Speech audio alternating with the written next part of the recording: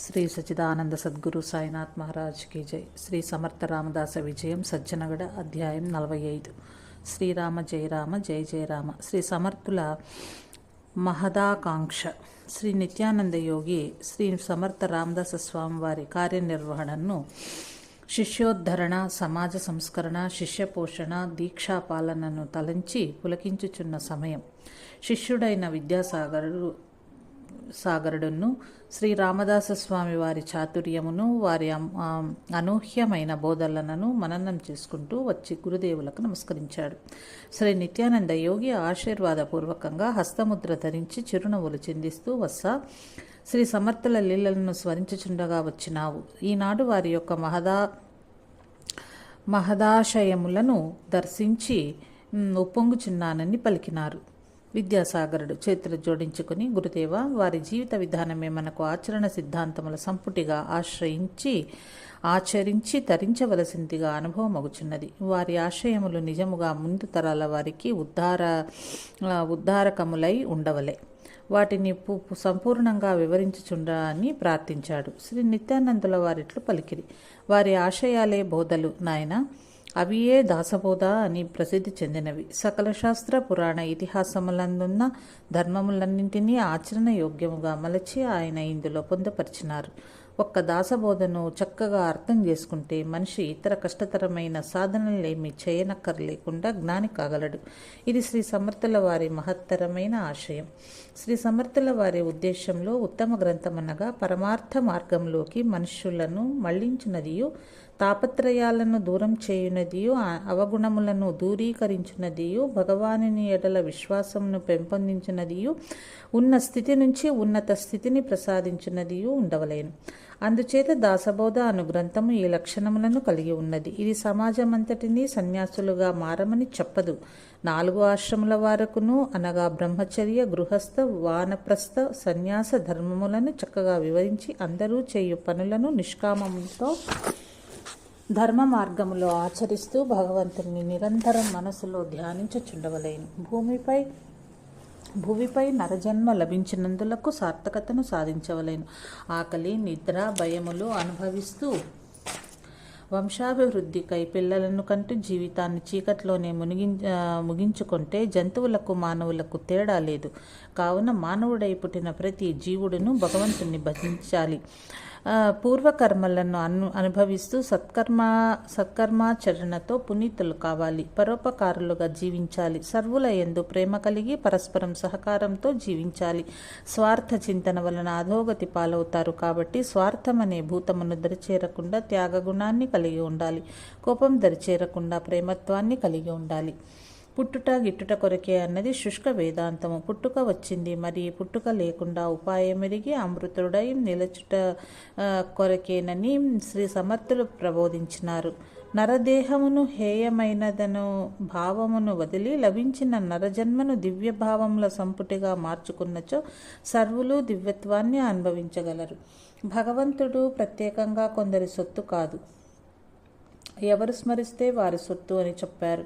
జనసమూహము, సంసారమును వదిలి నీవు దేనిని సాధించావో ఆ జ్ఞానమును జనమునకే తిరిగి ధారపోయాలని సూచించినారు. అదేవిధంగా ఏ విధమైన ద్రవ్య సంపాదనైనా ప్రజలకే చెందాలని చెప్పారు. వారు తమ దాసబోధ గ్రంథము ద్వారా మూర్ఖుల వర్ణనం చేశారు, ముముక్షు వర్ణనం చేశారు, ప్రవృత్తి నివృత్తి మార్గాలు తెలిపారు. ఈ మానవ జన్మ ఏ క్షణాన ముగుస్తుందో తెలియదు. కాబట్టి ఒక క్షణం కూడా భగవన్నామ సంకీర్తన మరువకు మనసా అని తనకు తాను చెప్పుకున్నారు. అది ఏ సమస్తమైన వారికి బోధగా అనుగ్రహించారు. గురువులకు, శిష్యులకు ఇది ఒక గొప్ప హెచ్చరిక. రాజులు, ప్రజలకు కూడా ఈ హెచ్చరిక చేయబడింది. ఎందుకంటే ఈ భూమిపై ఎవ్వరూ శాశ్వతం కాదన్నది అందరెరిగిన సత్యమే. కానీ ప్రకృతి ప్రతిక్షణం ఈ సత్యాన్ని మరుగుపరుస్తూ ఉంటుంది, మరుపు తెప్పించే ప్రయత్నం చేస్తూ ఉంటుంది. కాబట్టి సద్గురువులైన శ్రీ సమర్థుల వారి బోధ నిరంతరం మనలను జాగృతం చేస్తూ ఉంటుంది. మేలుకో మానవా, మేలుకో అంటే మనం నిద్రిస్తున్నామా? కాదు. కొన్ని తెలుసుకునవలసిన సత్యాల పట్ల విముఖులుగా అజాగ్రత్తగా ఉంటున్నాము. ఆ విషయాల పట్ల మేలుకో. ఏమిటా విషయం అంటే రేపటి రోజు నీది కాదు, రాబో క్షణమో నీది కాదు. అంటే నీ ఉంటావో ఉండవో కూడా తెలీదు. కావున ఈ వర్తమాన క్షణాన్ని వృథాపరచక పారమార్థిక విషయాల పట్ల మేలుకో అని ప్రబోధించారు. తల్లి గర్భం నుంచి బయటపడిన బిడ్డ ఎన్నాళ్ళు జీవించాడన్నది లెక్క కాదు. వాడు భగవంతుడనే తల్లిని తెలుసుకొనుటకై భక్తి అనే తల్లి గర్భం నుంచి ప్రసవించబడాలి.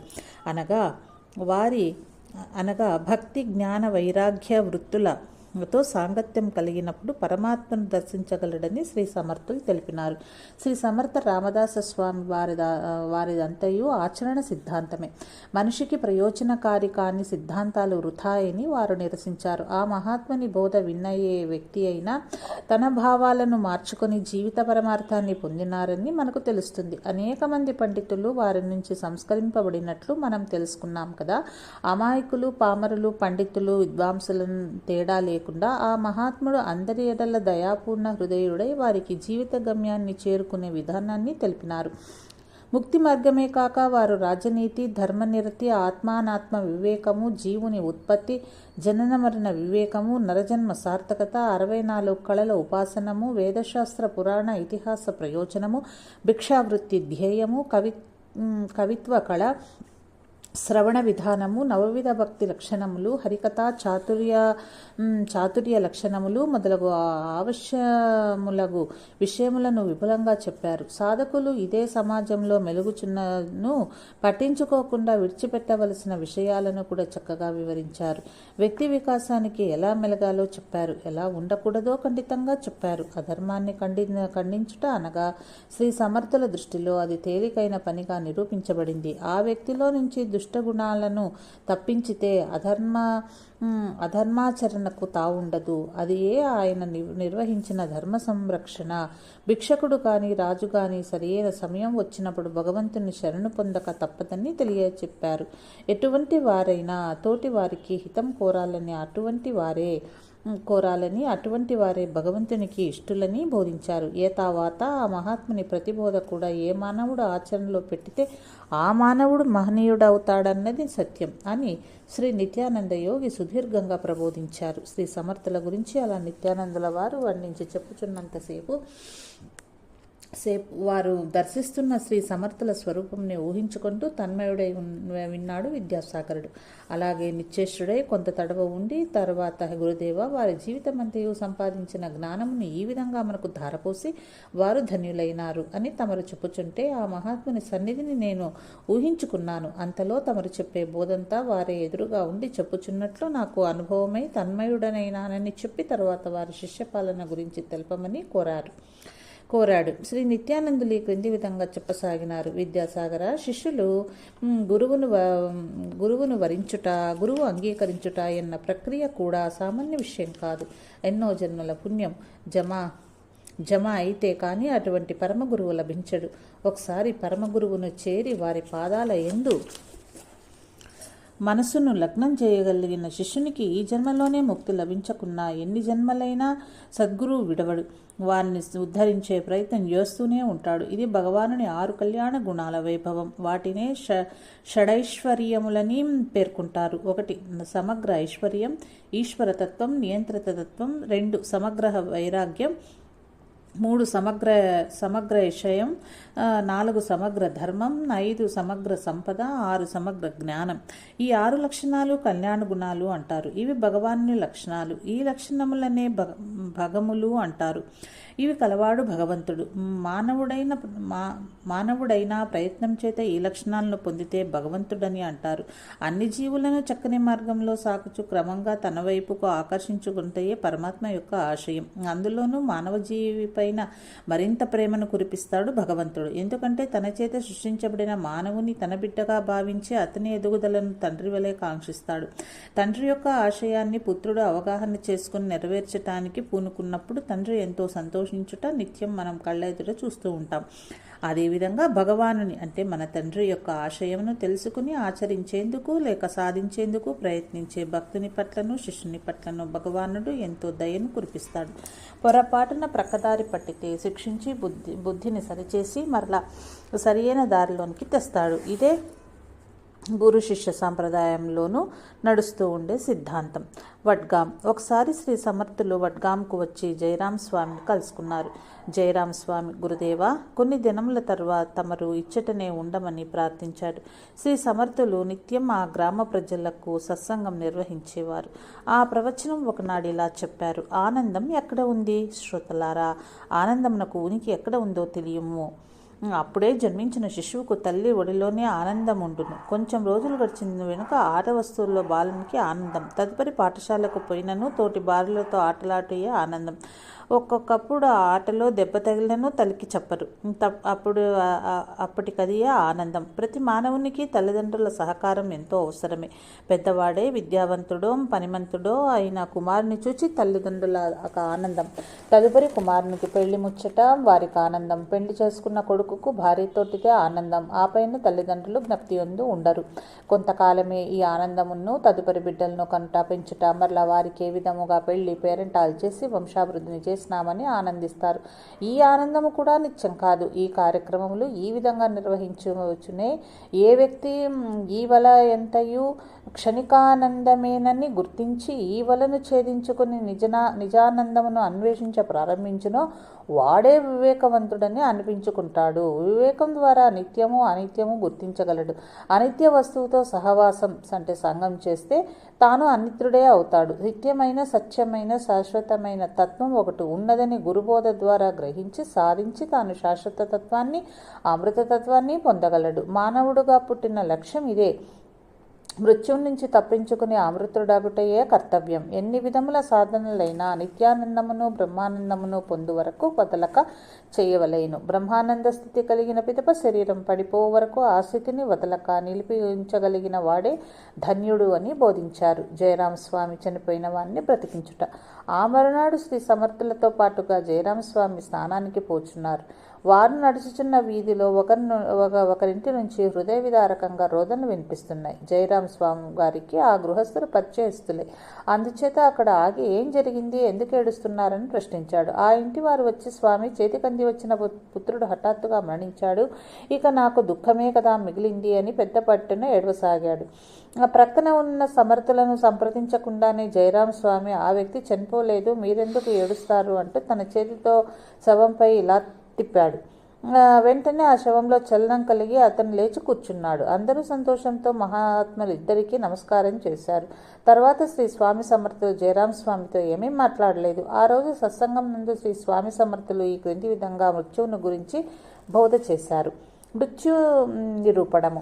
ధార్మికులారా, ఈ ప్రపంచమే మృత్యువుకు వాహనం. కాలం రేయింపగలను పేర వాయువును కబళించుచున్నది. మృత్యు ఎల్లప్పుడూ కాలంతో సాంగత్యం కలిగి ఉన్నది. ఎవరిని ఎప్పుడు ఏ విధంగా మృత్యువు తీసుకుని పోవునో ఎవరికీ తెలియదు. విదేశమైనను స్వదేశమైనను ప్రయాణం నందునో నిద్ర ఎందునో విసర్జన సమయముల ఎందునో ఆయా జీవుల సంచిత కర్మలు పూర్తి అగునప్పుడొక్క క్షణమేనని ఆలస్యం లేక జీవుని తీసుకుని పోవును. కావున మానవుడు ఎల్లవేళలా పరలోక యాత్రకు సిద్ధంగా ఉండవలసిందే. నీ ప్రయాణం రెప్పపాట్లో ముగియును. మృత్యు దెబ్బకు ఎవరూ అడ్డు రాలేరు.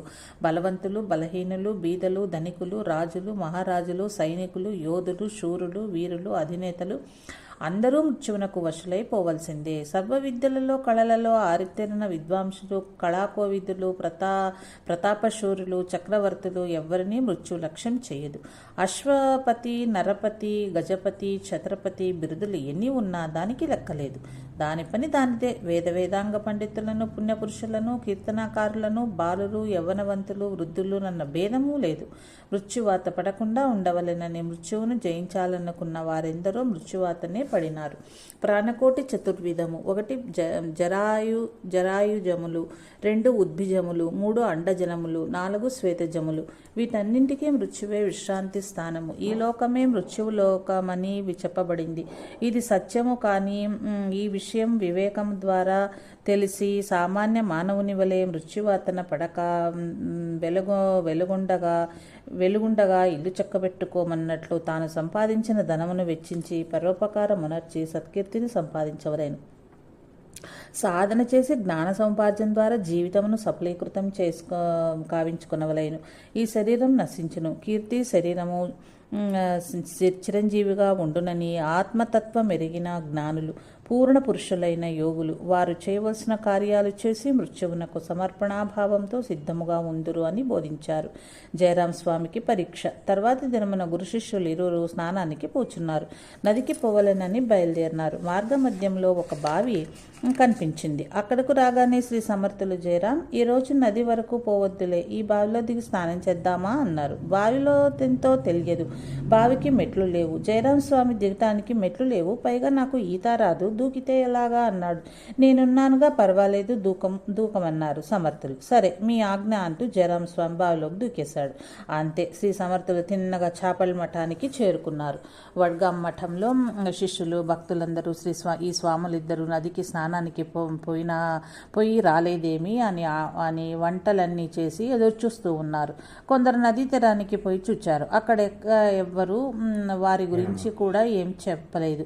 తెలిసిన వారందరినీ అడిగి చూచారు. ఆచూకీ కొంచెం కూడా తెలియదు. అందరూ దిగులు పడి ప్రయోజనం ఏమిటి, 3 రోజులు గడిచిపోయింది, ఏం జరిగిందో తెలియటం లేదు. కనీసం ఈ విషయాన్ని చాపల మఠంలో సమర్థుల వారి శిష్యులకైనా తెలిపితే ఏం చేస్తారో తెలుస్తుందని 4 వ్యక్తులు చాపల మఠానికి చేరుకున్నారు. అక్కడ శ్రీ సమర్థుల వారి దర్శనమయ్యింది. ఆ 4కి ప్రాణాలు కుదుటపడ్డాయి. జయరాం స్వామి కూడా ఇక్కడే ఉండి ఉంటారనుకున్నారు. శ్రీ సమర్థుల వారికి పాదనమస్కారం చేసే, స్వామి, మా గురువుగారు ఎక్కడ ఉన్నారు? మీరిరువురు స్నానానికి పోయి తిరిగి రాలేదని మేమెంతో బాధపడినాము. చివరికి చాపల్లో ఏదైనా కబురు తెలుస్తుందని కంగారుతో వచ్చాము. తమ దర్శనంతో సంతోషమైంది. మా జయరాం స్వామి గారిని కూడా దర్శనం చేసుకుంటే మాకు తృప్తి కలుగుతుంది అన్నారు. చిరాకుగా ముఖం పెట్టి శ్రీ సమర్థులు, వాడెక్కడ చచ్చాడో నాకేం తెలుసు, అడ్డమైన వాళ్ళ విషయాలు నాకెందుకు, వాడు నాతో రాలేదు, మీరే పోయి వెతుక్కోండి అంటూ విసుక్కున్నారు. వచ్చిన వాళ్ళు, స్వామి, తమరే అలా సెలవిస్తే మాకింక దిక్కెవరు? ఏది ఏమైనా మా గురువు గారి సంగతి తెలిపే వరకు మీ పాదాలు వదలము. మీకు కావాలంటే ఇంకెవరికి తెలుస్తుంది? మీరే రక్షకులు, శిక్షకులు అని పాదాలపై పడి దయచూపమని వేడుకుంటుంటే కొంచెం సేపటికి శ్రీ సమర్థుల వారిని కన్నించారు. సరే, పదండి పోదాం, ఎక్కడున్నాడో వెతుకుదామని వారి వెంట నడిచారు. అందరూ కలిసి వడ్గాం బావి దగ్గరకు వచ్చారు. బావి వద్దకు పోయి, జయరాం, ఇంకా ఎంతసేపు స్నానం చేస్తావు, బయటికి రా అంటూ ఆజ్ఞ చేశారు. వెంటనే లోపల నుంచి నీటిపైకి వచ్చి జయరాం స్వామి, నన్ను మీరే పైకి తీయాలి అన్నారు. వారి శిష్యులు తాళ్ళు చెక్కలు తీసుకువచ్చి వాడి సహాయంతో ఆయన పైకి తీశారు. వెంటనే శ్రీ సమర్థులకు పాదాభివందనం చేసి, జయరాం స్వామి, గురుదేవా, నాకింతటి శిక్ష వేశారు, నేనేం నేరం చేశానో తెలపండి, సంతోషంతో ఇక ముందు అలాంటి తప్పు జరగకుండా చూచుకుంటాను అని ప్రార్థించాడు. శ్రీ సమర్థులప్పుడు కోపం నటిస్తూ, నిన్న మొన్నటి ఘటననే మర్చిపోయావా? అరే, ఆ బ్రాహ్మణు కొడుకును బ్రతికించావుగా, ఇందులో నీ ఉద్దేశం ఏమిటి? ప్రపంచంలో ఎవరూ చవకూడదనేనా? ఇది సృష్టికి విరుద్ధం, భగవానుని నిర్ణయాలను వ్యతిరేకరించుట కాదా? ఆలోచించుకో, తప్పో ఒప్పో నీకే తెలుస్తుంది అన్నారు. జయరాం స్వామికి తన నేరమేమిటో తెలిసి పశ్చాత్తాపంతో సద్గురుని పాదాలు పట్టుకుని ఇకపైన అట్లు చెయ్యను అని మన్నించమని వేడుకున్నాడు. తర్వాత ఇద్దరూ కలిసి కొన్ని రోజులు వడ్గాంలో సత్సంగాలు నిర్వహించి ప్రజలకు భక్తి మార్గాన్ని ప్రబోధం చేశారు. విద్యాసాగర, కొన్నిసార్లు శ్రీ సమర్థుల వారు చనిపోయిన ప్రాణులను, వ్యక్తులను బ్రతికించలేదా అని నీకు సందేహం కలగవచ్చు. వారు అట్లు చేయుట ఎందు భగవంతుడైన శ్రీరాముని ఆజ్ఞ లభించిన పిదపనే బ్రతికించారు, సిద్ధులను ఉపయోగించి కాదు. అందుచేత సిద్ధుల ప్రదర్శన వలన యోగులకు ఆత్మోన్నతి లభించదు అని తన శిష్యులకు ఈ విధంగా బోధించారు. ఈ ప్రపంచంలో భగవత్కృప వలన లభ్యమయ్యేవన్నీ సిద్ధులతోనూ లభ్యమవుతాయి. అందువలన చాలామంది సిద్ధుల గురించి సాధన చేస్తూ భక్తి మార్గాన్ని పోగొట్టుకుని ఆ ఆత్మోన్నతికి దూరమైపోతారు. సిద్ధుల వెంట పరుగులు పెట్టేవారు పేరు, ప్రతిష్టలు, ధనము, విలాస వస్తు సముదాయము, వ్యవసనములు ఇలా ఒకదాని వెంట ఒకదాన్ని పట్టుకుని పతనమయ్యే అవకాశం పొంచి ఉంటుంది. శ్రీ స్వామి సమర్థ అక్కల్కోట్ మహారాజ్ వారు తమ శిష్యుడైన విఠల్ స్వామి వారిని మందలించి, ఆ టక్కులాడిని ఎప్పుడు విడిచిపెడతావు అనగానే ఆయన, ఇదిగో ఇప్పుడే తమ పాదాల వద్ద విడిచిపెడుతున్నానని కమండలంలోని నీరు చేతిలో పోసుకుని స్వామివారి పాదాల వద్ద విడుస్తారు. తర్వాత ఆయన ఎన్నడూనూ తిరిగి సిద్ధుల జోలికి పోక భక్తి సామర్థ్యంతోనే ప్రజలలో చైతన్యాన్ని తెప్పించారు. ఈ కథ మనం పూర్వం చెప్పుకున్నాం కదా అని శ్రీ నిత్యానందులు వివరించారు. మానవుడు సాధించవలసిన వానిలో ఉత్తమమైనది శుద్ధ భక్తి మాత్రమే. విద్యాసాగర, అట్టి భక్తికి సాటి అయినది మరొకటి లేదు. తద్వారా భగవంతుని కృప అపారంగా లభిస్తుంది. ఉంది. కాబట్టి ఈ ప్రాపంచిక వస్తువులన్నీ అనిత్యమైనని, వీటి కొరకు ప్రాకులాడరాదని తెలుసుకుని భగవంతుణ్ణి కీర్తించి భక్తులు తరించగలరు. ఈ విషయాన్ని రూఢిగా తెలిపారు శ్రీ సమర్థులు. శివాజీ ఎన్నోసార్లు ప్రార్థించిన వైభవములు, భోగములు మనకు పనికిరావని నిరాకరించారు అని తెలిపి జై జయ రఘువీర సమర్థ, శ్రీరామ జయ రామ జయ జయ రామ అని జయ జయ నాదాలు చేశారు. విద్యాసాగరుడు పులకించిన మనసుతో శృతి కలిపాడు. ఇది విద్యాసాగర శ్రీ నిత్యానంద యోగి సంవాద రూపమున శ్రీ దత్తాత్రేయ సంప్రదాయ శిష్య పరంపరలోని శ్రీ శ్రీ శ్రీ స్వామి విఠలానంద సరస్వతి మహారాజ్ విరచిత శ్రీ సమర్థ రామదాస విజయంలోని 45వ అధ్యాయం సంపూర్ణం.